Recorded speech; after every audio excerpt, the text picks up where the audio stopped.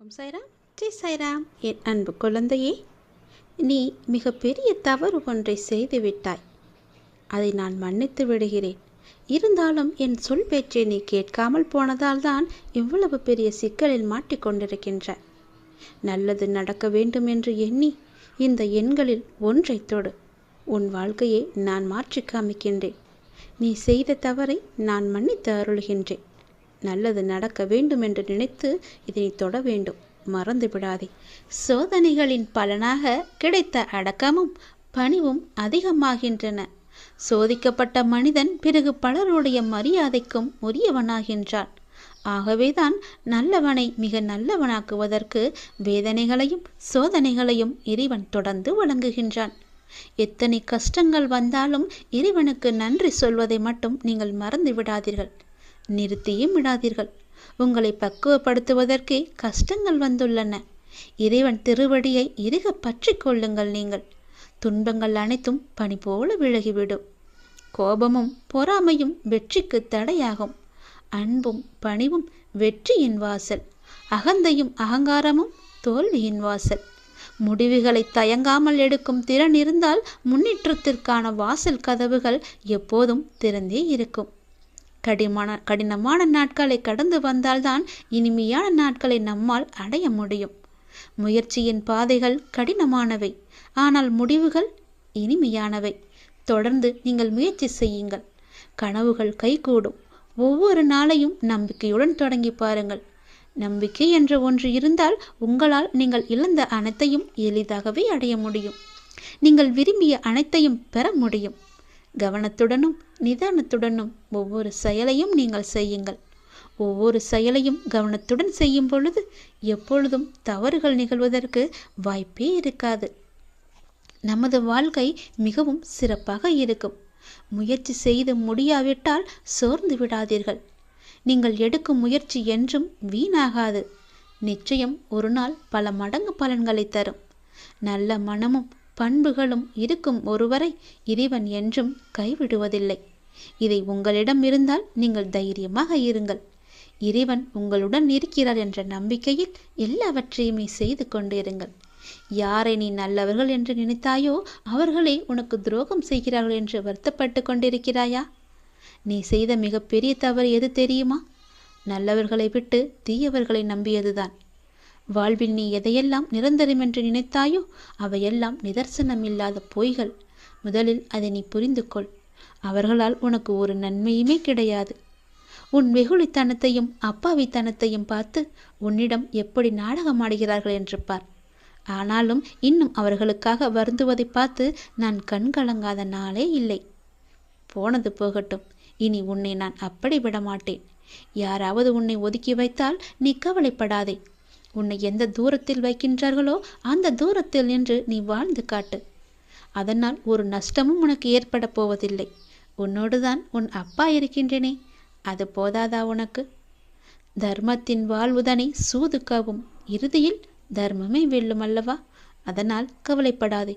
உன்னுடன் நான் இருக்கின்றேன். இப்படிக்கு நான் உனக்கு சாயப்பாவாக, குருவாக, தந்தையாக எப்பொழுதுமே இருப்பேன். சீரடி ஸ்ரீ சாயப்பாவிடம் பக்தர்கள் எப்படி ஈர்க்கப்பட்டார்கள் என்பதை நாம் நினைவு கூற வேண்டும். ஹேமத்மந்த் பாபாவின் முதல் வருகையை விவரிக்கும் போது, சீரடிக்கு செல்ல என்னை ஊக்குவித்த அனைவருக்கும் நான் மிகவுமே கடமைப்பட்டிருக்கின்றேன். நான் அவர்களை எனது விசுவாசமான நண்பர்களாக கருதுகின்றேன். அவர்களுக்கு நான் முழுமையாகவே கடமைப்பட்டிருக்கிறேன். என் இதயத்தில் நான் அவர்களுக்கு முன்னால் வணங்குகிறேன்.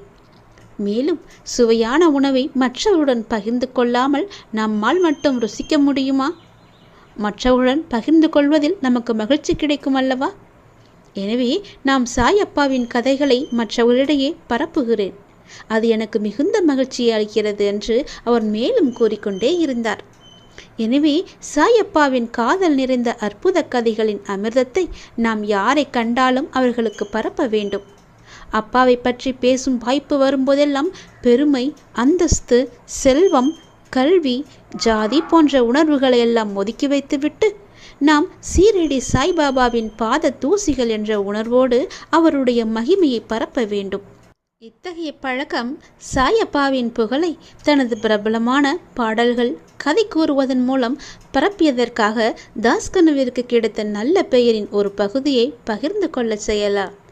எப்படியென்றால், நாம் அப்பாவை தரிசித்த நாள் முதல் நமக்கு கிடைத்த அனுபவங்களையும் மகிமைகளையும் அற்புதங்களையும் எல்லாவற்றிற்குமே சொல்ல வேண்டும். நிமிஷத்திற்கு ஒரு முறை அப்பா என்று அவரின் நாமங்களை சொல்லிக்கொண்டே இருக்க வேண்டும். பார்ப்பவர்களிடெல்லாம் நாம் அப்பாவை பற்றிய புகழை மட்டுமே பாடிக்கொண்டிருக்க வேண்டும். நீ பார்க்கும் பார்வையில்தான் அப்பாவினுடைய சக்தி இருக்கிறது. அவரை நீ கல்லாக பார்த்தால் ஒரு கல்லாக தெரிவார். அவரை நீ முழுமையாக மனிதனாக பார்த்தால் அவர் உனக்கு சரிசமமான மனிதராக தெரிவார். நீ அவரை குருவாக பார்த்தால் உனக்கு ஒரு நல்ல குரு. நீ அவரை தெய்வமாக பார்த்தால் நீ கேட்டதை எல்லாம் தரும் ஒரு நல்ல தெய்வமாக, உனக்கு சக்தி கொடுக்கும் தெய்வமாக, உனக்கு பக்க பலமாக, உனக்கு துணையாக இருக்கும் தெய்வமாக அவர் எப்போதுமே இருப்பார். உனக்கு ஆசிகள் வழங்கும் தெய்வமாகவே அவர் உன் கண்ணுக்கு தெரிவார். இருட்டில் திசைகளை அறிய முடியாத பிரம்மை சூரியன் உதித்தவுடன் நீங்குவது போல இல்லாத ஒன்றான நான் என்ற அகங்காரத்தையும் எனது என்ற மமகாரத்தையும் உள்ள ஒன்றேயான பிரம்மஸ்வரூப அனுபவத்தில் தனக்கு தானே உதிக்கும் ஞானம் அழிந்துவிடும். வண்டினால் கொட்டப்பட்ட புழு வண்டாகவே ஆவது போல உனது உண்மை நிலையில் நீ இருப்பாய். சாதாரணமாக ஒருவன் காண்பது என்றால் அங்கு காண்பவன் காணப்படுவது காட்சி என்ற முப்படிகள் வருகின்றன அல்லவா?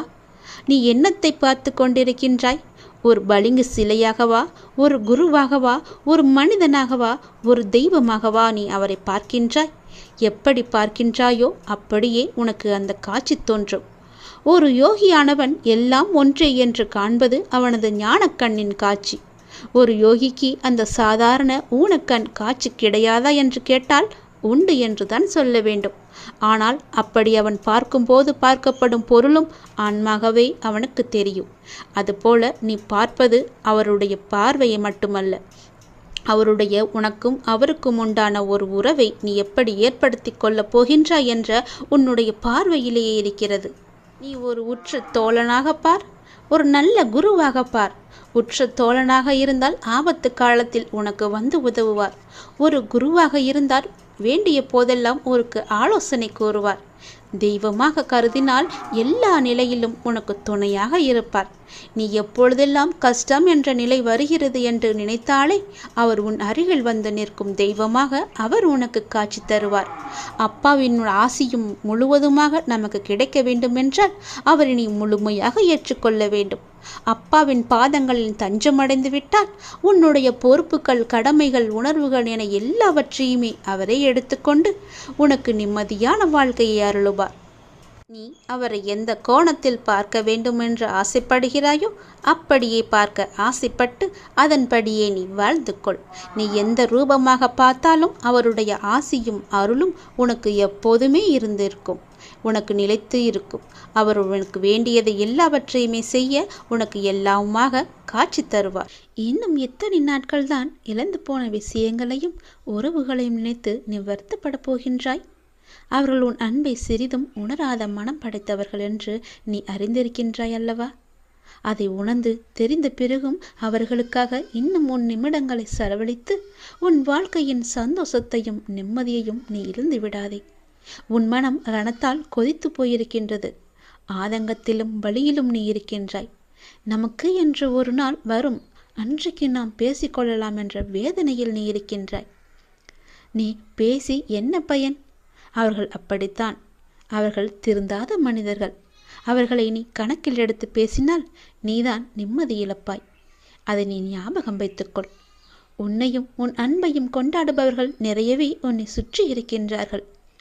அவர்களுக்காக நீ சிரி, அழு, வருத்தப்படு. அவர்களுக்கு நீ உதவி செய். ஆனால் உன்னை மதிக்காத இடத்தில் ஒரு நிமிடம் கூட நீ தங்காதே.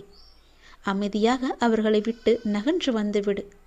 அவர்களை பற்றி நீ யோசிக்காதே. அவர்கள் எண்ணம் ஒரு நிமிடம் கூட உனக்கு வரக்கூடாது. உன் கோபமானது நியாயமானதுதான், ஆனால் அது வேண்டாம் உனக்கு. என் குழந்தையே, அது உன்னையும் உன் நிம்மதியையும் உன் சிரிப்பையும் உன் சந்தோஷத்தையும் அழித்துவிடும். உனக்கு எந்த விதமான குழம்பும் நிலை வேண்டாம் உனக்கு. அனைத்தும் என்னிடம் நீ விட்டுவிட்டு சந்தோஷமாகவே இருக்கப்பார். எல்லாம் நல்ல காலம்தான் உனக்கு. உன்னை நிச்சயம் நான் உயர்த்தி பிறர் நிமிர்ந்து பார்க்கும் வண்ணம் உன் வாழ்க்கையில் வெற்றியில் வாழ வைப்பேன். நீ எதற்குமே கவலைப்படக்கூடாது.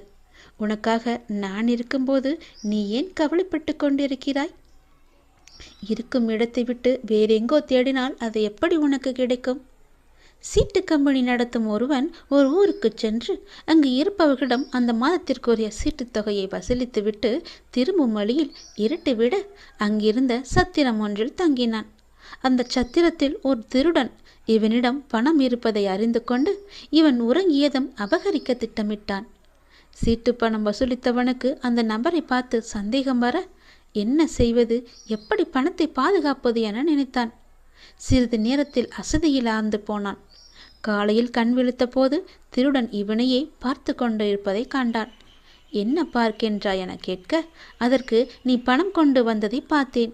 நீ அசந்து தூங்கும்போது உன் சட்டப்பையில் வேஷ்டியில் நீ கொண்டு வந்த பையில் எங்குமே காணவில்லை. பணம் கைக்கு கிடைக்கவில்லை. அதை நீ எப்படி எங்கு ஒளித்து வைத்தாய் என்ற நினைவில் நான் அதிசயித்து கொண்டிருக்கின்றேன் என்றான் அந்த திருடன். பணம் வசூலித்து வந்தவன், அது பத்திரமாக உன் தலையணுக்கு கீழே தான் இருக்கிறது. அதை நீ பார்க்கவே இல்லையா என்று கேட்டான். உன் தலையணுக்கு கீழ் இருக்கிறது என்றும் இரவு எனக்கு பாதுகாப்பாக இருந்ததற்கு நன்றி என கூறி பணத்தை எடுத்துச் சென்றான். அதுபோல நீ தேடுவது உன்னிடமே இருக்கிறது. அந்த நிம்மதி தேடிப்பார். நிச்சயம் நீ சொன்னது நிச்சயம் நடக்கும். நீ என் சொல்படி நடந்தால் உனக்கு எல்லாமே சுமூகமாக நடக்கும். அப்பா பேச்சை ஒரு நாளும் நீ மீறக்கூடாது. அப்படிப்பட்ட எண்ணமே உனக்கு வரவும் கூடாது. இது நீ வணங்கும் கடவுள் மீது சத்தியம். உன் மன வேதனைகள் அனைத்தும் மிக விரைவில் உன் மனதை விட்டு மறைந்துவிடும். நீ நினைக்கும் அனைத்தும் நிறைவேறும். சங்கடம் கொள்ளாதே, நான் இருக்கிறேன் உனக்கு துணையாக. நான் உன்னுடன் இருக்கும்போது வீணாக அழாதே. அழுதது போதும். எவரவர் தூற்றினாரோ அவர் உன்னை பார்த்து பொறாமை கொள்ளும் காலம் வரப்போகிறது. நல்லதை மட்டும் நினை, நல்லதை மட்டும் பேசு. முடிந்தவரை உதவி செய். கவலைப்படாதே, அப்பா இருக்கிறேன், உன்னை கைவிட மாட்டேன். உன்னிடம் நான் எத்தனை முறை கூறியிருக்கிறேன், உன்னை விட்டு எந்த சூழ்நிலைகளிலும் நான் விலக மாட்டேன் என்று. உன்னை திருத்தி அமைக்கவே நான் இவ்வாறு செய்கிறேன். என் குழந்தை எந்த தவறு செய்தாலும் அதை அவர்களுக்கு புரியும்படி கூறுவேன். அவர்களை விட்டு நான் விலக மாட்டேன். சேற்றில் கல் எறிந்தால் கரைபடுவது உனக்குத்தான். அந்த கல்லுக்கும் கரை உண்டு, ஆனால் அதற்கு உயிர் இல்லை. அதை போலவேதான் உனக்கு வரும் பிரச்சனைகளுக்கும் உயிர் இல்லை. ஆனால் நீ அதை பெரிதாய் எடுப்பதால் தான் அதற்கு தேவையில்லாமல் யோசித்து உயிர் கொடுத்து கரை என்னும் சேற்றில் கிடந்து அழுது அல்லோலப்படுகிறாய். அதனால் உன் கவலை என்னும் சேற்றில் விழாதே, நடைபோடு. எல்லா பிரச்சனைகளுக்கும் ஒரு முடிவு இருப்பதை உனக்கு தெரியும். அதுபோலத்தான் உன் எல்லா பிரச்சனைகளிலிருந்து வெளிவர சோகம் கவலைகளிலிருந்து நகன்று போ. அப்போது அது உன்னை பாதிக்காது. உனக்கு எல்லா பிரச்சனைகளிலிருந்து நிச்சயம் விடுபடுவாய். உனக்கு எல்லாம் சுகமாகிவிடும். உனக்கான வெற்றி காலத்தில் நீ நுழைத்து விட்டாய். உன்னை விட்டு நான் விலகுவதும் இல்லை, உன்னை விலகி போகும்படி நான் செய்வதும் இல்லை.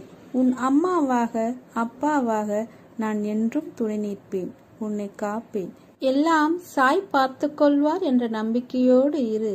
எங்கு வேண்டுமானாலும் செல், நான் இருக்கிறேன், கவலைப்படாதே. ஓம் சாய்ராம்.